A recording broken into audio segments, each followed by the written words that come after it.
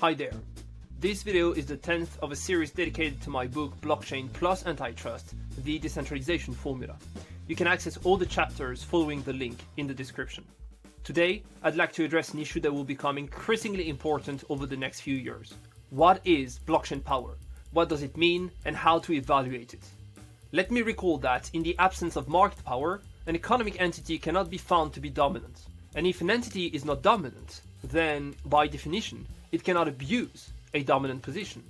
This means that Section 2 of the Sherman Act, Article 102 of the TFEU, and similar word prohibitions fall through.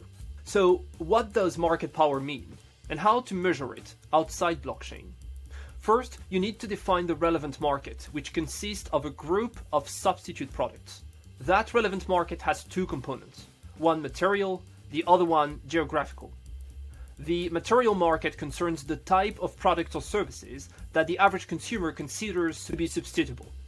For example, if we consider the market for coffees from consumers' point of view, the question is whether tea is a substitute for coffee, and whether Coke and Pepsi and energizers are also substitutes. If the average consumer considers that they are substitutes, we need to add the turnovers of all the companies offering these products to calculate their market shares. The geographical market definition refers to the location within which one can show consumers' willingness to substitute one product for another. To follow up on my coffee example, the geographical market represents how much consumers are willing to walk to get a coffee.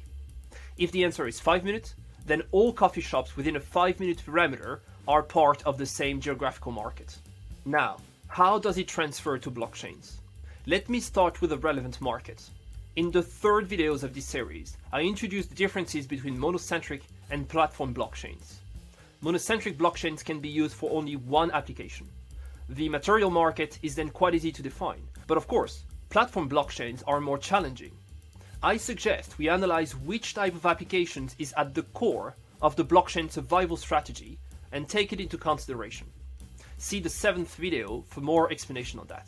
But let me already stress one difficulty here.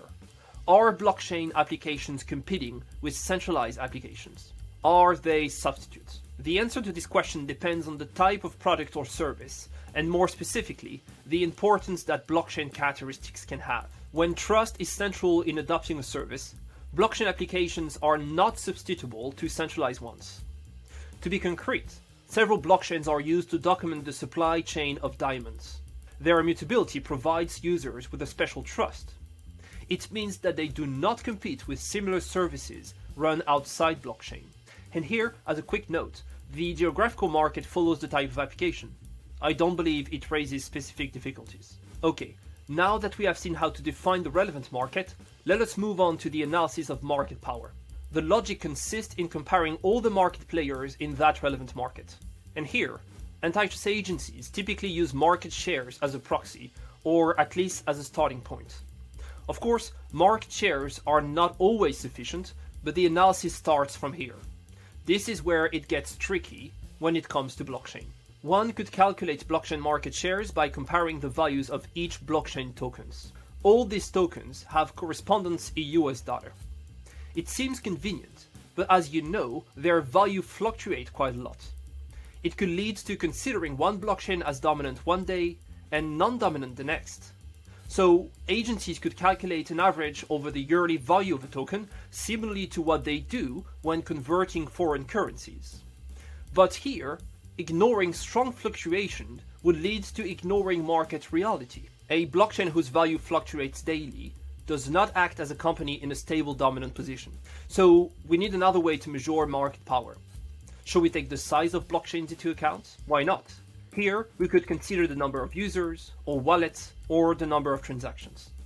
But generally speaking, I believe that structural analysis shows its limit when it comes to blockchain, and that behavioral elements will prove more helpful. For example, the extent to which one blockchain miners and users are actually shifting their activities from one blockchain to another, which could be based on empirical evidence using market screening, better translates market power than structural metrics. And conveniently, that information is largely available to antitrust agencies, as blockchain records are public and immutable, thus making it easier for agencies to observe whether a user, here the public key, is still active and measure the flow between blockchains. Several agencies have shown that they are open to behavioral elements, so we have reasons to be optimistic. That is all for today.